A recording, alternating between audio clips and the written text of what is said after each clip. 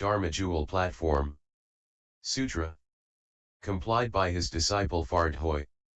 Taisho Tripitaka 2008. Translated into English by Buddhist text. Translation Society.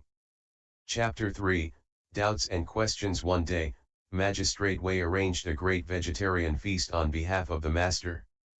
After the meal, the magistrate asked the master to take his seat.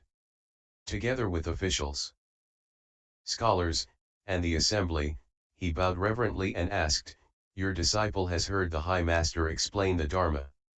It is truly inconceivable. I now have a few doubts and hope you will be compassionate and resolve them for me." The Master said, "If you have any doubts, please ask me and I will explain." The Honorable Wei said, "Is not what the Master speaks the same as the doctrine of Bodhidharma?" The Master replied, "It is." The magistrate asked, "Your disciple has heard that when Bodhidharma first instructed the Emperor Wu of Liang, the Emperor asked him, 'All my life I have built temples, given sanction to the Sangha, practiced giving, and arranged vegetarian feasts. What merit and virtue have I gained?' Bodhidharma said, 'There was actually no merit and virtue. I, your disciple, have not yet understood this principle and hope that the High Master will explain it.' The Master said, 'There actually was no merit and virtue. Do not doubt the words of a sage.' Emperor Wu of Liang's mind was wrong, he did not know the right Dharma. Building temples and giving sanction to the Sangha, practicing giving and arranging vegetarian feasts is called seeking blessings. Do not mistake blessings for merit and virtue. Merit and virtue are in the Dharma body, not in the cultivation of blessings." The Master said further, "Seeing your own nature is merit, and equanimity is virtue. To be unobstructed in every thought, constantly seeing the true, real, wonderful function of your original nature is called merit and virtue. Inner humility is merit and the outer practice of reverence is virtue. Your self-nature establishing the 10,000 dharmas is merit and the mind substance separate from thought is virtue. Not being separate from the self-nature is merit, and the correct use of the undefiled, self-nature, is virtue. If you seek the merit and virtue of the Dharma body, simply act according to these principles, for this is true merit and virtue. Those who cultivate merit and virtue in their thoughts do not slight others, but always respect them. Those who slight others and do not cut off the me and mine are without merit. The vain and unreal self-nature is without virtue, because of the me and mine, because of the greatness of the self, and because of the constant slighting of others. Good knowing advisors, continuity of thought is merit, and the mind practicing equality and directness is virtue. Self-cultivation of one's nature is merit, and self-cultivation of the body is virtue. Good knowing advisors, merit and virtue should be seen within one's own nature, not sought through giving and making offerings. That is the difference between blessings and merit and virtue. Emperor Wu did not know the true principle. Our patriarch was not in error. The magistrate asked further, "Your disciple has often seen the Sangha and laity reciting Amitabha Buddha, vowing to be reborn in the West. Will the High Master please tell me if they will obtain rebirth there, and so dispel my doubts?" The Master said, "Magistrate, listen well. Wainung will explain it for you. When the world-honored one was in Sravasti city, he spoke of being led to rebirth in the West. The Sutra text clearly states, it is not far from here. If we discuss its appearance, it is 108,000 miles away, but in immediate terms, it is just beyond the 10 evils and the 8 deviations within us. It is explained as far distant for those of inferior roots and as nearby for those of superior wisdom. There are two kinds of people, not two kinds of Dharma. Enlightenment and confusion differ, and seeing can be quick or slow. The deluded person recites the Buddha's name, seeking rebirth there, while the enlightened person purifies his own mind. Therefore the Buddha said, as the mind is purified, the Buddhaland is purified. Magistrate, if the person of the East merely purifies his mind, he is without offense.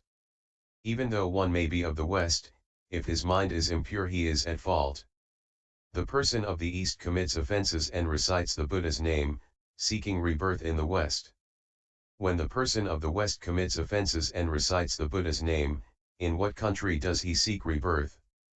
Common, deluded people do not understand their self-nature and do not know that the Pure Land is within themselves. Therefore they make vows for the East and vows for the West. To enlightened people, all places are the same. As the Buddha said, in whatever place one dwells, there is constant peace and happiness. Magistrate, if the mind ground is only without unwholesomeness, the West is not far from here. If one harbors unwholesome thoughts, one may recite the Buddha's name, but it will be difficult to attain that rebirth. Good knowing advisors, I now exhort you all to get rid of the 10 evils first and you will have walked 100,000 miles. Next get rid of the 8 deviations and you will have gone 8,000 miles. If in every thought you see your own nature and always practice impartiality and straightforwardness, you will arrive in a finger snap and see Amitabha. Magistrate, merely practice the 10 wholesome acts, then what need will there be for you to vow to be reborn there?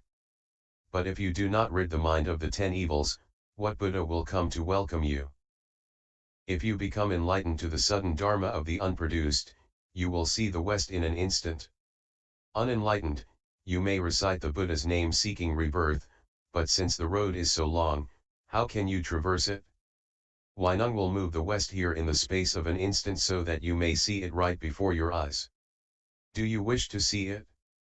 The entire assembly bowed and said, if we could see it here, what need would there be to vow to be reborn there? Please, High Master, be compassionate and make the West appear so that we might see it. The Master said, Great Assembly, the worldly person's own physical body is the city, and the eye, ear, nose, tongue, and body are the gates. Outside there are 5 gates and inside there is the gate of the mind. The mind is the ground and one's nature is the king. The king dwells on the mind ground. When the nature is present, the king is present, but when the nature is absent, there is no king. When the nature is present, the body and mind remain, but when the nature is absent, the body and mind are destroyed. The Buddha is made within the self-nature. Do not seek outside the body. Confused, the self-nature is a living being; enlightened, it is a Buddha.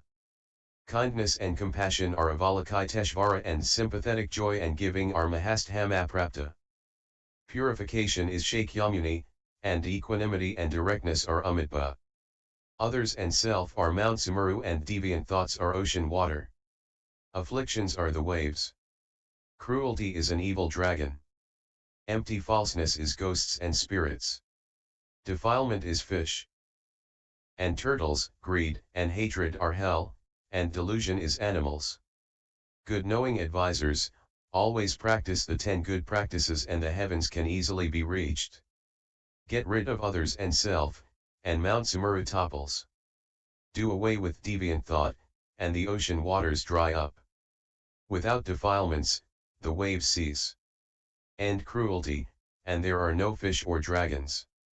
The Tathagata of the enlightened nature is on your own mind ground, emitting a great bright light which outwardly illuminates and purifies the 6 gates and breaks through the 6 desire heavens. Inwardly, it illuminates the self-nature and casts out the 3 poisons. The hells and all such offenses are destroyed at once. Inwardly and outwardly there is bright penetration. This is no different from the West. But if you do not cultivate, how can you go there? On hearing this speech, the members of the great assembly clearly saw their own natures. They bowed together and exclaimed, "This is indeed good. May all living beings of the Dharma realm who have heard this awaken at once and understand." The Master said, "Good knowing advisors, if you wish to cultivate, you may do so at home. You need not be in a monastery. If you live at home and practice, you are like the person of the East whose mind is good. If you dwell in a monastery but do not cultivate, you are like the person of the West whose mind is evil. Merely purify your mind, that is the West of your self-nature. The Honorable Wei asked further, how should those at home cultivate? Please instruct us. The master said, I have composed a markless verse for the great assembly. Merely rely on it to cultivate and you will be as if always by my side. If you cut your hair and leave home, but do not cultivate, it will be of no benefit in pursuing the way. The verse runs. The mind made straight, why toil following rules? The practice sure, of what use is dhyana meditation? Filial deeds support the father and mother. Right conduct is in harmony with those above and below. Deference, the honored and the lowly in accord with each other. Patience, no rumors of the evils of the crowd. If drilling wood can spin smoke into fire, a red-petaled lotus can surely spring from mud. Good medicine is bitter to the taste. Words hard against the ear must be good advice. Correcting failings gives birth to wisdom. Guarded errors expose a petty mind. Persist daily in just, benevolent deeds. Charity is not the means to attain the way. Search out Bodhi only in the mind. Why toil outside in search of the profound? Just as you hear these words, so practice. Heaven then appears, right before your eye. The Master continued, good knowing. Advisors, you in this assembly should cultivate. According to this verse to see and make contact with your self-nature and to realize the Buddha way directly. The Dharma does not wait. The assembly may now disperse. I shall now return to Tsokai. If you have questions come quickly and ask. At that time, Magistrate Wei, the officials, and the good men and faithful women of the assembly all attained understanding, faithfully accepted, honored the teaching and practiced it. End PFS 003